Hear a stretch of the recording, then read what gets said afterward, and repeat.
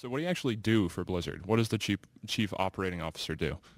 Well, basically global operations. All of the development efforts go up through Mike Morheim, Frank Pierce, Rob Pardo, Chris Metzen, and all of the global operations come up through me.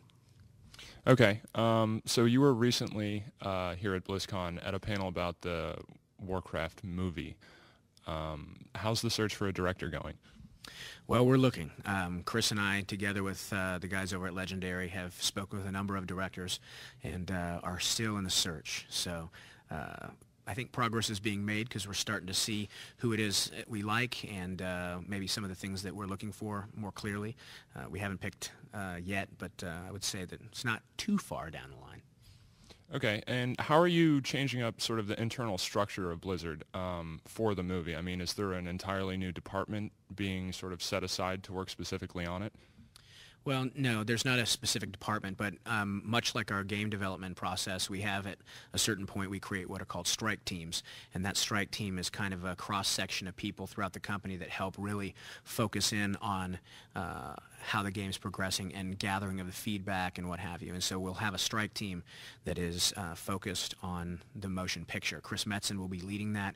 He's the one that is interacting most directly with the screenwriter, and then there's a small group of us that are involved in reviewing the script, adding notes and what have you, and then Chris does the majority of the interactions with the screenwriter. Is the cinematics department involved in that at all?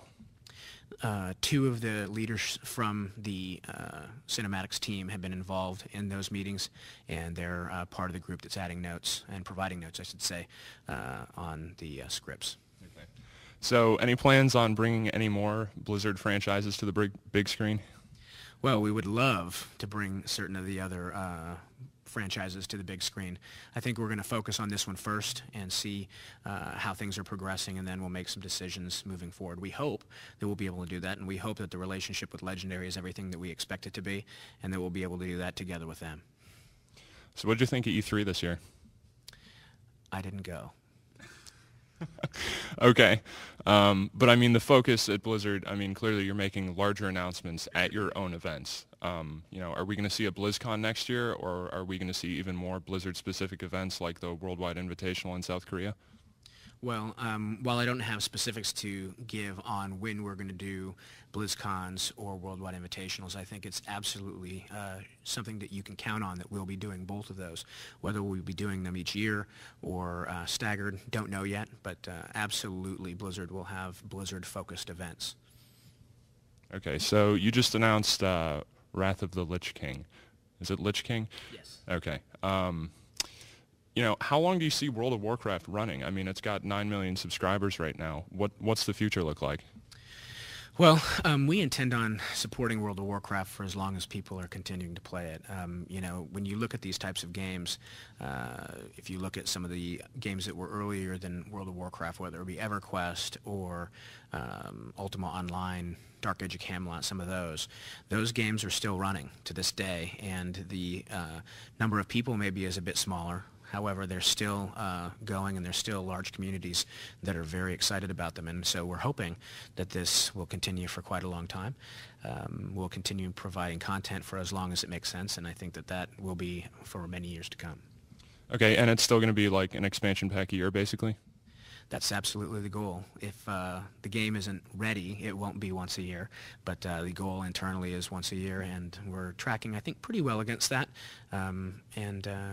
We'll see how it plays out, but we're making good progress. The tool set has really been improved within the development teams, and it's allowing them to be able to do the content updates and the expansion sets simultaneously, so we're not losing time in that regard. So it's going really well. All right, so with Blizzard becoming such a globally popular company, I mean, World of Warcraft's popular everywhere, StarCraft is huge in Korea, amongst other places. How does that affect design decisions and just how you proceed forward with your franchises? Well, I think the design decisions are influenced by things that are going on all over the place, but ultimately it's the same general group of folks, together with a lot of really great new additions, that are focusing on making a great game that they want to play. And the good news is because we have all gamers that are working in our development groups, they have a pretty good bead on what others are looking for, I think. great games translate. And if you can make them accessible to other audiences by understanding what their interests are and how it is that they'd like to interact with the game, I think that that can happen. It's tricky. It's not an easy process, but I think that we've been fortunate enough to figure that out. And the development teams speak a lot with our international offices and get a lot of feedback on how to make the games most accessible to those groups. And the good news is there's a lot of crossover, so that a lot of tweaking is not required. A lot of tweaking, you mean, compared to the North American product versus what's released overseas? Yeah, I mean, there are certainly things that we need to concentrate on and we need to do differently for those markets, but they're not as dramatic necessarily as you think. It's just knowing what they are and making sure that you do those things consistently and that you do it with a level of quality and attention to detail so that each of the markets feels confident that the game was made for them. So, I mean, how different are the markets? Like, we don't get a very good sense of that here in North America. I mean, are they really vastly different? I think the actual game, the gameplay experience, it's not incredibly different.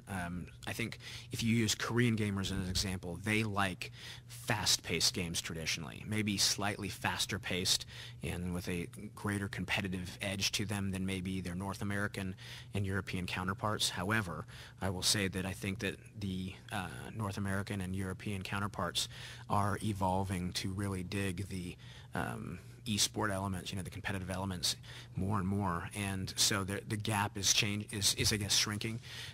Where we see the biggest differences are in the business models and the service models. So it's making sure that we create a game that people love and if they feel as if it's for them, and create a business model after the game has been determined what it's going to be, and make it relevant to them so it feels like we created not only a game for that market, but also a business model, rather than trying to force our North American business model into other markets where that may not make sense. I think that's one of the things that people have struggled with from other companies, is they say, okay, this is the business model that we've chosen, and from there they try to do that everywhere, and that just does not work. I mean, do you see there ever becoming a sort of global business model like the pay-per-play that we see a lot in Asian territories and like in PC gaming shops? Do you think that'll ever migrate and become popular in North America?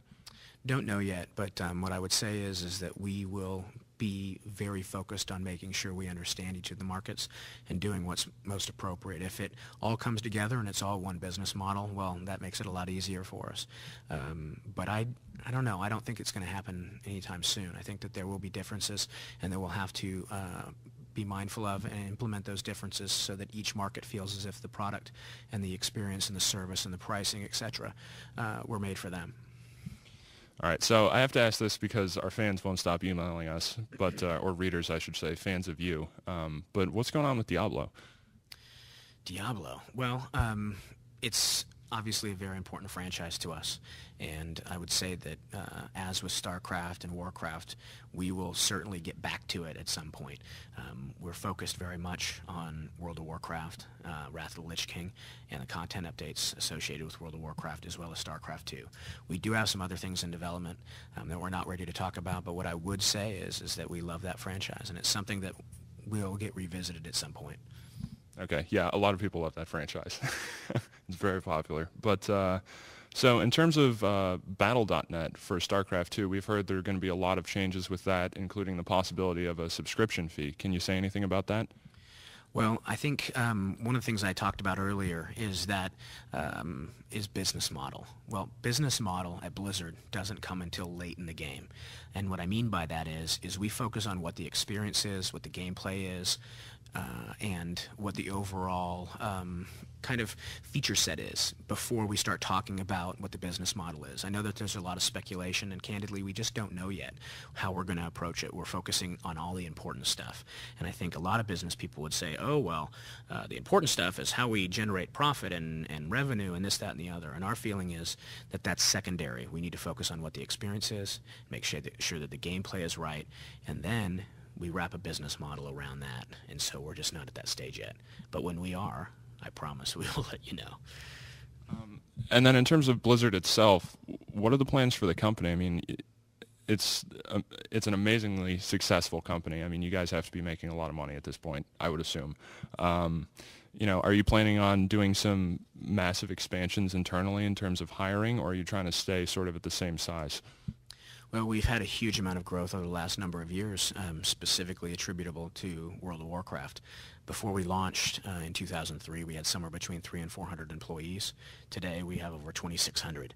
And so there's been an exorbitant amount of growth at Blizzard, predominantly on the service side, because we've always been very much a development-focused company. But with World of Warcraft, we've had to expand the company's focus to also include service, and we wanted to be able to provide a best-in-class service experience. And so a lot of additional people were required to be hired. As it relates to how we're going to operate moving forward, we want to continue to maintain the quality of our products, and we want to make sure that when we put out products that they're Blizzard quality.